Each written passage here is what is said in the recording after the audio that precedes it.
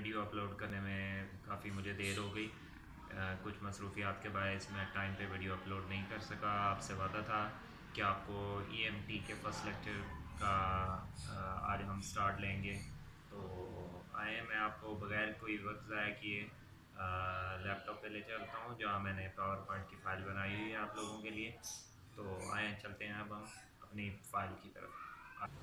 जी, ये हमारा front page है electromagnetic theory by Aamir Malik. आगे चलते हैं। ये थोड़ा सा लास्ट टाइम जो मैंने आपको समझाया था वेक्टर्स ऑपरेशन। वेक्टर्स ऑपरेशन में सबसे पहले हमने डील करना था वेक्टर्स को, फिर स्केलर्स को, फिर how to denote scalars and vectors, फिर ग्राफिकल रिप्रेजेंटेशन थी वेक्टर्स की, एंड देन वेक्टर का नेगेटिव क्या होता है, फिर एक इम्पॉर्टेंट पॉइंट, और आखिर में कंक्लूजन और फ्यूचर वर्क पे हम बात को ख़त्म कर देंगे। लें जी, अब चलते हैं।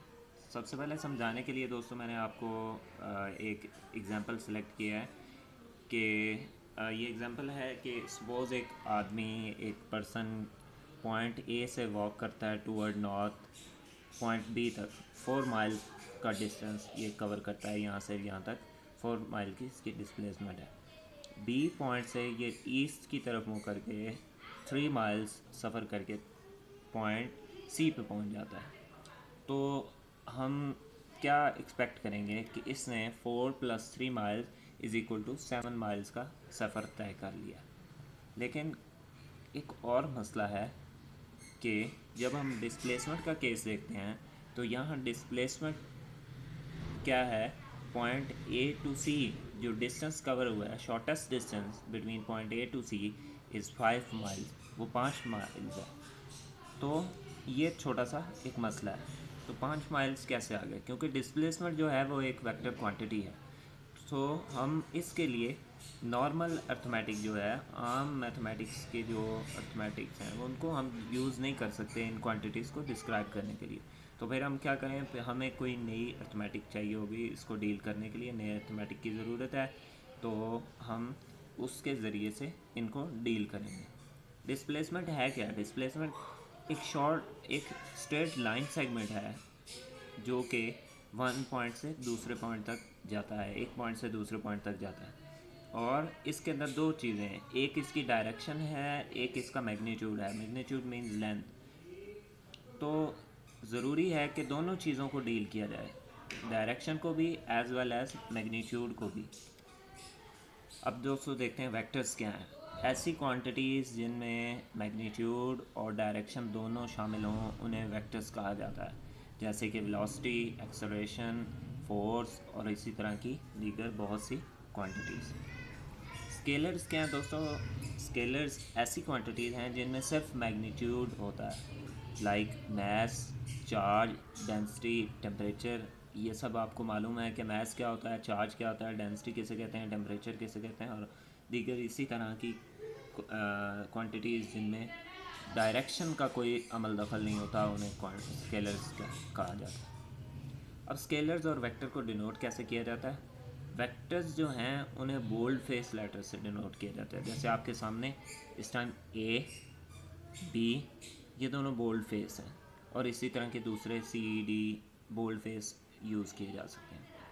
यहाँ पे थोड़ी सी देखें आप, ज़रा थोड़ी सी मिस्टेक हो गई है मुझसे कि ये ए जो है इसके ऊपर बिल्कुल ये एरो है। ए के ऊपर एरो डालने से भी ये ए वेक्टर कहलाएगा। ए के ऊपर अगर बार डाल देंगे तब भी ये ए बार जो होगा वो वेक्टर कहलाएगा। और ये यहाँ नहीं आनी चाहिए थी, ये इसके नीचे होना चाहिए था। तो ये भी थोड़ी सी मिस्टेक है, तो इसको हम दुरुस्त कर लेते हैं। जी, ये मैंने करेक्शन कर लिया। अब आप देखें कि ए के ऊपर अगर एरो हेड लगाया है, सिंपल ए लिख कर ऊपर एरो हेड लगा दिया जाए तो ये भी एक वेक्टर है, वेक्टर की डिनोट करने का तरीका है। और अगर आप सिंपल बार लगा देते हैं ए के ऊपर तो ये भी वेक्टर को डिनोट करने का तरीका है। तो ये ए के नीचे अगर आप बार लगा देते हैं तब भी ये एक वेक्टर क्वांटिटी बन जाती है। तो इसको वेक्टर क्वांटिटी को रिप्रेजेंट करने का तरीका है ये भी।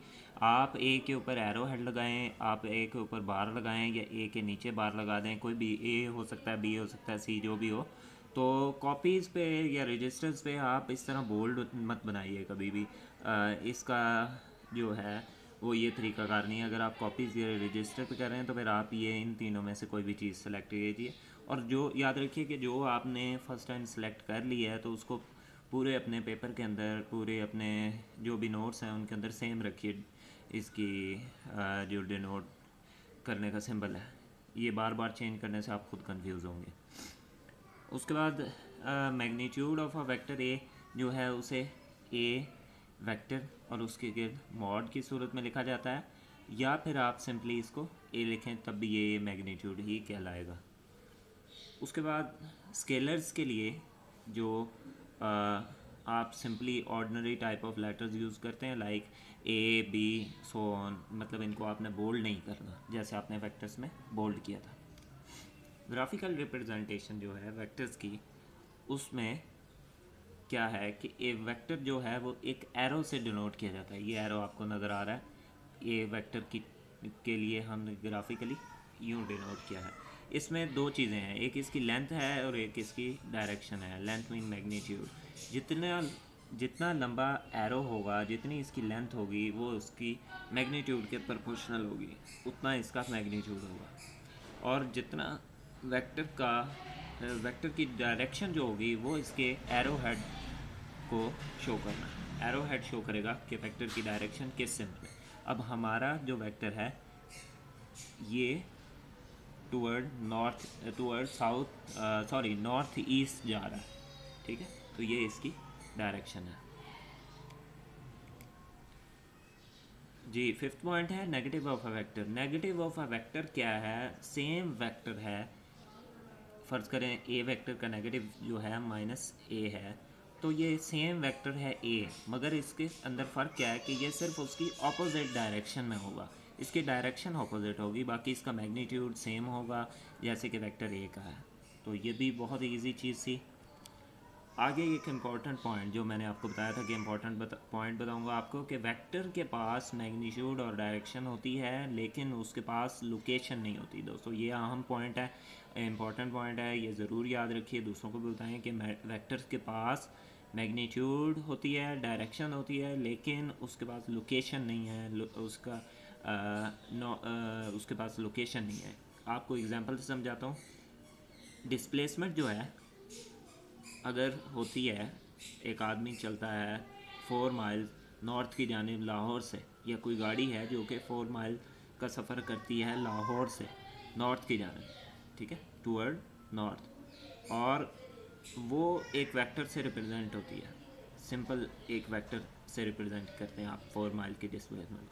अगर कोई शख्स इस्लामाबाद से भी चलेगा और नॉर्थ की जानिब, तो उसको भी हम 4 माइल से चलता है तो उसको भी हम उसी वेक्टर से डिनोट करेंगे जिससे लाहौर में 4 माइल्स टूवर्ड नॉर्थ चलने वाले शख्स की डायरेक्शन को डिनोट किया था।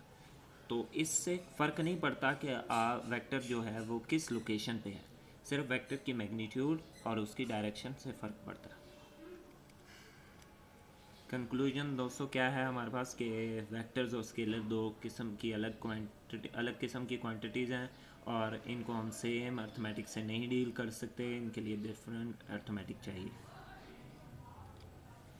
फ्यूचर में हम जो काम करेंगे नेक्स्ट लेक्चर के अंदर वो होगा, हम 4 वेक्टर ऑपरेशंस को इंट्रोड्यूस करेंगे, जिनमें एक एडिशन होगी और 3 काइंड ऑफ मल्टीप्लिकेशन होगी। इंशाल्लाह ये मैं आपको नेक्स्ट लेक्चर के अंदर बताऊंगा, ठीक है। तो ये दोस्तों हमारा ये आज की वीडियो थी। थैंक यू, अल्लाह हाफिज़।